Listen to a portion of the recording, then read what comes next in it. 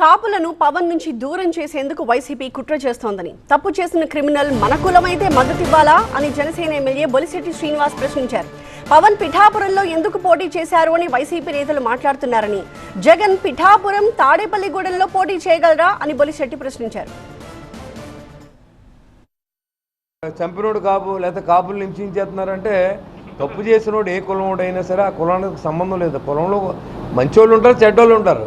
ఇవాళ అలా అనుకుంటే మీరు మాట్లాడుతూ ఉన్నారు. పిఠాపురంలో మీరు వెళ్ళి పోటీ చేయొచ్చు కదా. జగన్మోహన్ రెడ్డి గారిని వచ్చి నా మీద పోటీ చేయమనండి, లేదా పవన్ కళ్యాణ్ గారిని పోటీ చేయమనండి, చంద్రబాబు గారిని పోటీ చేయరు కదా. ఎవరు లాజిక్ వాళ్ళకి ఉంటుంది. ఒకవేళ నిజంగా కులాభిమానం ఉన్నా ఎవరో బయటపడి మాట్లాడే సిద్ధాంతాలు రాజకీయాలు ఉండకూడదు.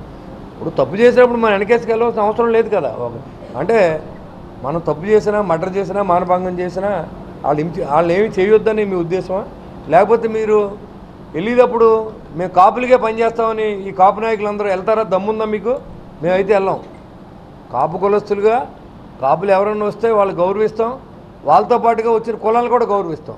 అంతేగాని మేము కాపులకే పనిచేస్తాం, ఉన్న కులాలు లేవని వెళ్ళి దమ్ము ఎవరికైనా ఉందా మీ నాయకులకి? నేను మీ సారాంశం ఏంటి? పేరు నాని మాడుతూ ఉన్నాడు, అన్ని కులాలు నాయే అంటాడు. 2019 నుంచి 24 దాకా చంద్రబాబు నాయుడు గారి పరిపాలన చేసినప్పుడు 5% రిజర్వేషన్ కాపులకి ఇచ్చిందా లేదా?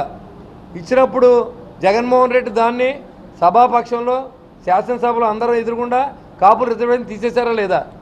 మరి మీకు ఇంకా సిగ్గు లేకుండా ఆ పార్టీలో ఎందుకున్నారని అడుగుతున్నాను నేను. కాపులకు న్యాయం జరుగుతుందంటే కాపులు కూడా ఉండండి.